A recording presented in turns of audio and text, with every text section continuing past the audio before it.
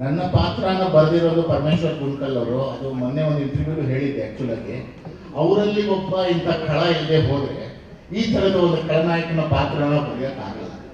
So ಹಾಗಾಗಿ ಮೂಲತಃ ಅವರಲ್ಲಿ ಒಂದು ಖಳನಟ ಮತ್ತು ಖಳನಾಯಕ ಇದ್ದಾನೆ. ಅವರ ಪಾತ್ರನ ತುಂಬ ಚೆನ್ನಾಗಿ ಕಟ್ಕೊಟ್ಟಿದ್ದಾರೆ. ಆಮೇಲೆ ಆ್ಯಕ್ಚುಲಾಗಿ ಖಳನಾಯಕನ ಪಾತ್ರ ಬರೆಯೋದೇ ತುಂಬ ಕಷ್ಟ. ಅಂದರೆ ನಾಯಕನ ಪಾತ್ರಕ್ಕೆ ನಿಮಗೆ ಸೀಮಾರೇಖೆಗಳು ಒಂದಷ್ಟಿದೆ, ಅದೆಲ್ಲವನ್ನು ಟಿಕ್ ಮಾಡ್ಕೊಂಡ್ರೆ ನಾಯಕ ಸೂಟಾಗ್ಬಿಡ್ತಾನೆ. ಖಳನಾಯಕನಿಗೆ ಅದನ್ನು ಮೀರಿ ಏನೇನೋ ಬರೀಬೇಕಾಗತ್ತೆ, ಅದೆಲ್ಲವನ್ನು ಪರಮೇಶ್ವರ್ ಗುಂಡ್ಕಲ್ ಅವರು ಬರೆದಿದ್ದಾರೆ. ಮತ್ತೆ ದೀನು ಸಾವ್ಕಾರು ಸೈಕೋ ಅಂದ್ರೆ ಸ್ವಲ್ಪ ಪರಮೇಶ್ವರಲ್ಲಿ ಯಾವ ಥರದ ಗುಣ ಇದೆ ಅಂತ ನೀವೆಲ್ಲರೂ ಇದರಲ್ಲಿ ಗೊತ್ತಾಗುತ್ತೆ.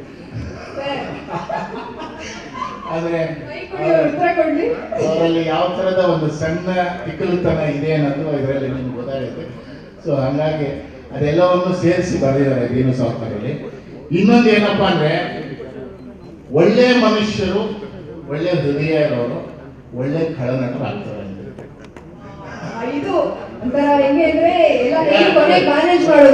ಡಾಲಿ ಧನಂಜಯ ಅವರು ಡಾಲಿಯಾಗಿ ಖಳನಟನಾಗಿ famous, but as a person he is very sweet.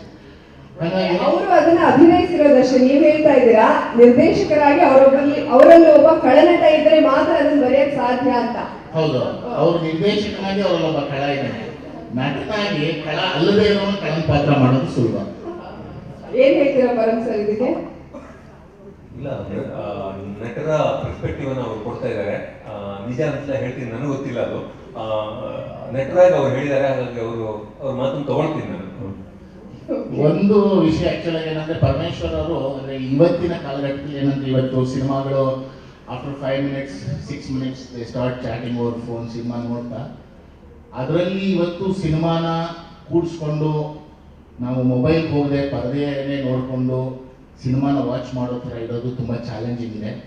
ಅಂಥದ್ರಲ್ಲಿ ಅವರು ಅದಕ್ಕೆ ಬೇಕಾದಂಥ ಪ್ರಿಪರೇಷನ್ ಮಾಡ್ಕೊಂಡಿರೋದು, ಕತೆ ಮಾಡ್ಕೊಂಡಿರೋದು, ಚಿತ್ರಕಥೆ, ಮತ್ತು ಅವರು ಒಳ್ಳೆ ಸಂಭಾಷಣೆಕಾರರು, ಚೆನ್ನಾಗಿ ಬರೀತಾರೆ. ಡೈಲಾಗ್ಸ್ ಎಲ್ಲ ತುಂಬ ಚೆನ್ನಾಗಿ ಬರೀತಾರೆ. ಅವರು ಮೊದಲು 2009ರಲ್ಲಿ ನಾವು ಮಾಡಿದಂಥ ಒಂದು ಧಾರಾವಾಹಿಗೆ ಬರ್ಕೊಟ್ಟಂಥ ಡೈಲಾಗು ಇನ್ನೂ ನಮ್ಮ ಮನೇಲಿ ಹಾಗೆ ಇದೆ, ಒಂದು ಪುಟ ಬರ್ಕೊಟ್ಟಿದ್ರು.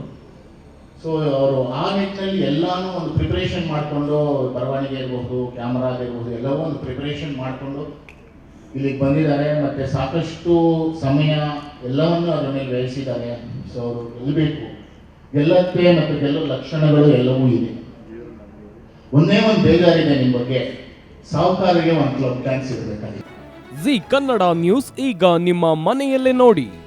ಎಲ್ಲ ಕೇಬಲ್ಗಳಲ್ಲಿ ಈಗ ಲಭ್ಯ.